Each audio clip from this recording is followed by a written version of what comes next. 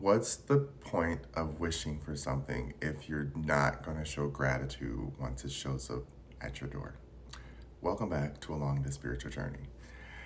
This is one of the things that I feel is so important when it comes to spirituality is the wishing phase.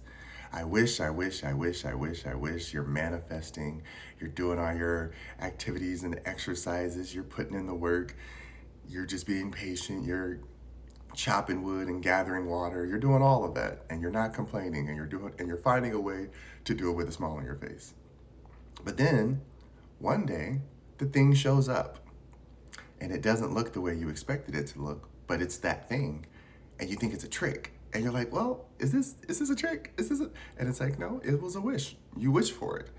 When you wish for something, you get the whole thing, not half of it. You get the whole thing, and then you have to decipher if it fits who you are at that moment.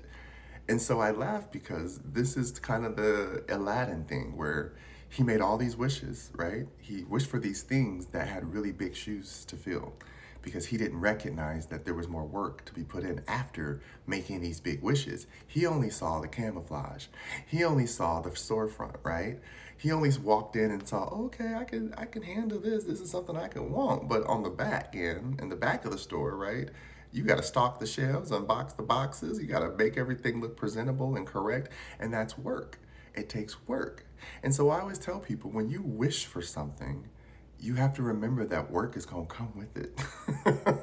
There is nothing in this energy world that is not an exchange. And I think people forget that when they manifest. And when we say, be careful what you wish for, and when you're trying to do manifestation, energy work, spells, whatever, you're always supposed to make sure you put some element of duality protection in there.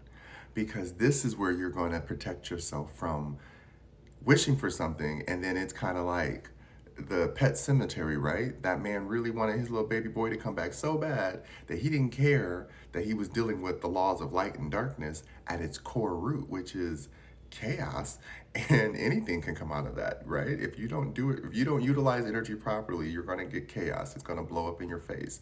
And his son came back and was like, Daddy, you want to play?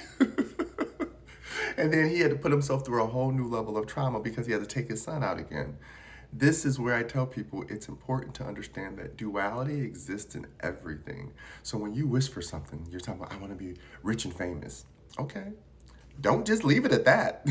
Say, I want to be rich and famous, but I also want to be protected in a way that I don't feel I'm giving all my energy away.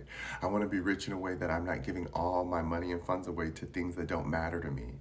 But I know that it's part of the aesthetic and I enjoy it. You can say that. Ain't nothing wrong with being flashy and loving how to show off what you got, but don't do it to the extent that you leave a hole in your back and you're draining, right? You're filling up in the front and you're like, I did all this work. Where's it all going? But you forgot to make the plug in the back.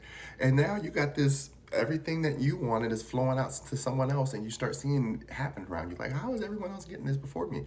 You're giving it away. This is how energy works. That's why when they tell you if you're a healer, you can't just give your energy to everybody because it's exhausting and you're going to have entities attach themselves to you and then they're going to be draining you in what we call the astral world. And you're like, why do I feel drained? And this looks like someone said something to you weeks ago and you're still reminiscing. I can't believe they said that to me. I can't believe they did that. It's been almost 2 weeks and you still feeling something about it? Baby, that's an emotional tether to that energy, right? And so when we ask for things, we have to remember how we ask for them. This is why when we do protection spells and we're saying, I want to break something, I want to make these things go away. Okay, well, when you do that, you make sure you do it with love. Don't do protection spells with malice. Don't do that. Why? Because you're just creating an energy that knows you're challenging it, and now it thinks it's a game and it's going to come back and challenge you more. I always say, listen, I wish you the best existence you deserve. I send you off with love and light. My vessel is clean and protected, and there's nothing that can change that. And I don't say every single thing that I say because spell work is, to me, it should be protected. You should have your own spell work you do, but you should also, you can utilize other people's, but use it with your own intent is what I'm saying. That's the most important part. Use it with your own intent. Because if you don't, you're using it with the other person's intent and you don't know what state of being they were in at that time of crafting, creating, writing that spell, whatever it might be. And I talk about this openly this way because we can say conditioning, we can use psychological words from psychology and be like, oh, the imprinting of how somebody feels and does this. And then when they raise somebody, they're going to imprint good or bad energy. This is the same thing. I say spell work just because, it's a part of the esocentric world. So take it how you must. But what I mean by it is how you imprint on life, how you choose to dole out your energy and receive it back. Because if you're only giving energy out, wishing for things out of spite or wishing for things out of lack, you're going to call in the dualistic opposite of that, right? If you're saying, I wish and hope I had, I wish and hope I had, well, hope and wishing has no level of faith, which means there's going to be doubt, and that means there's going to be holes in it. Anytime there's doubt inside of a wish, or anytime there's doubt inside of your speech, or doubt in your thinking, no matter how much you believe in it, if there's doubt laced in it, you're going to get the polarized opposite effect, which is why they say have faith.